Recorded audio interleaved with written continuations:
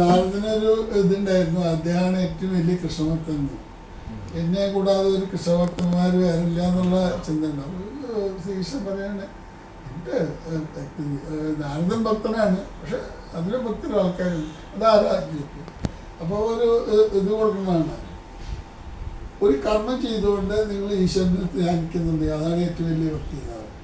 നമ്മളൊരു പ്രവൃത്തി ചെയ്യുമ്പോഴും അതിൽ നമ്മൾ ഈശ്വര ധ്യാനത്തിലാണെങ്കിൽ അത് ഇതാണ്. അപ്പോൾ അയാൾ നാരദനോട് പറയണ ഒന്ന് ഇതിൽ എണ്ണ കൊടുത്തിട്ട് പറയാം, ഒന്ന് ഭൂമിയിൽ ഒരു വനം വെച്ച് വരിക, ഓക്കെ, ഒന്ന് ഒരു തുള്ളി തുറന്നുപോകാൻ പാടില്ല. ഒരു കിണ്ണത്തിന് നിറച്ച എണ്ണ, ആ എണ്ണ എടുത്തിട്ട് ഒരു പ്രദർശനത്തിൽ വരാൻ പറഞ്ഞു, അതൊന്നും ഒരു തുള്ളി പോലും പുറത്തു വരരുത് എന്ന് പറഞ്ഞു. നാരദൻ പോയി റൗണ്ട് ചെയ്ത് വന്നു, ശ്രദ്ധ മുഴുവൻ തുള്ളി ഒരു പ്രാവശ്യം പോലും ഭഗവാനെ വിളിച്ചിട്ടില്ല. ഈ ശ്രദ്ധയെല്ലാം പോയി ആൾക്ക്. അപ്പൊ ഭഗവാൻ പറയാൻ നോക്കും, ഇനിയിപ്പോ ഒരു കർഷകനെ കാണിച്ചു കൊടുക്കും. അയാൾ കാലത്ത് വന്നു കഴിഞ്ഞാല് നിലം ഒഴുകുന്നുണ്ട് ഒക്കെയും പറയുമ്പോൾ നാരായണ നാരായണ ചൊല്ലിക്കൊണ്ടാണ് അയാൾ ചെയ്യുന്നത്.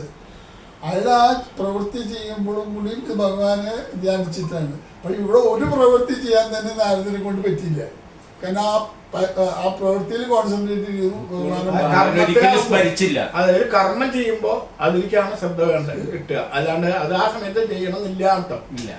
ആദ്യം അതിന് തുടക്കത്തിൽ ജീവിച്ചിട്ട് തുടങ്ങാം, അല്ലാണ്ട് ഇപ്പോൾ ഒരാൾ വിറക് വെട്ടുന്ന ഒരാള്, അതിൽ പാടത്ത് കൃഷി ചെയ്യുന്ന ആള്, അയാൾക്ക് ചിലപ്പോ ആ സമയത്ത് ചെയ്യാൻ പറ്റിയെന്ന് വരില്ല. അതുകൊണ്ട് അയാളെ ഒരു അതാണ് കർമ്മ, അവൻ ആ ചെയ്യുന്ന പ്രവൃത്തി അവൻ മര്യാദയ്ക്ക് ചെയ്താൽ അതാണ് അതിൻ്റെ.